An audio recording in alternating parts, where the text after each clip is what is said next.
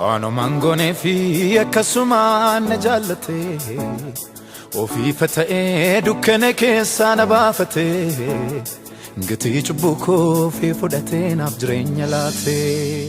Ano mangone fi akkasumaan na jaallate ofii fata'ee dukkana keessa na baafate gatii cubbuu koo fi fudhatee naaf jireenya laate.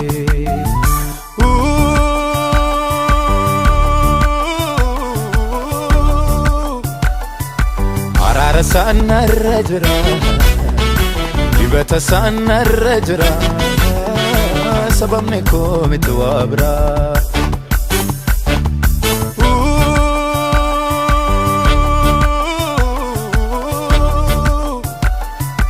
Arara sana rajra, dibata sana rajra, sababne ko mitwabra.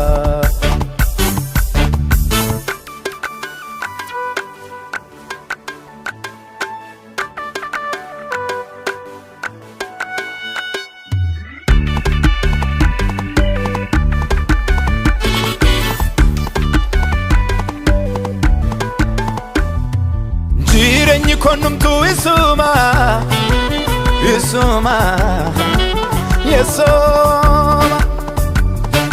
naatti agarsiiseera gaarummaa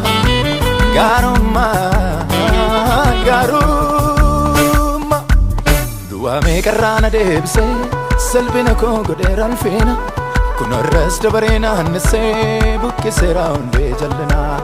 Du'a meeqarraa na deebise salphina koo godheera ulfina kunorras dabaree naannessee buqqiseera hundee jallinaa.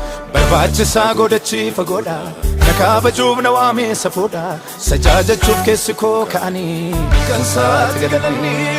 Barbaachisaa godhachiifa godha na kaabajuuf na waameessa fuudha sajaajachuuf keessi koo ka'anii kan saati galanii.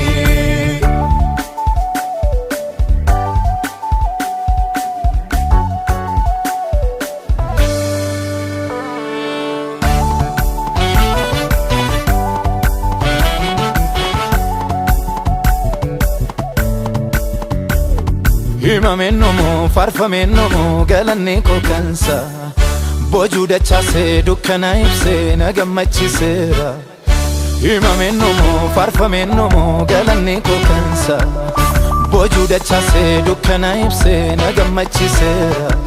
Qixxeen qabuu madaalli olaa jedhuu baraalli naaf ta'eera hunda keessa eenyuutin safa keessa. Qixxeen qabuu madaalli olaa jedhuu baraalli naaf ta'eera hunda keessa eenyuutin safa keessa.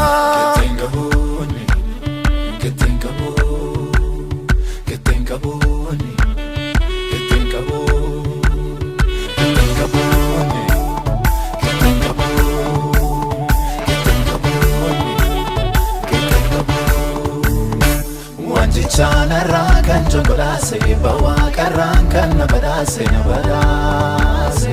na epise. Wanji chana rakan jongolase bawa karan kan na badase na epise. Yaaddo malee nan farsa meeshaa ribuun tarreessa ana namaa na godhe malee ani isaaf maalan godhe.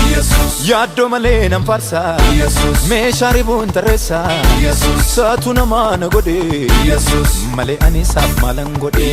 Dhimma koo isatu hojjete isatu naa raawwate maal kottu isatti tole kan maqaan isaa naa lole.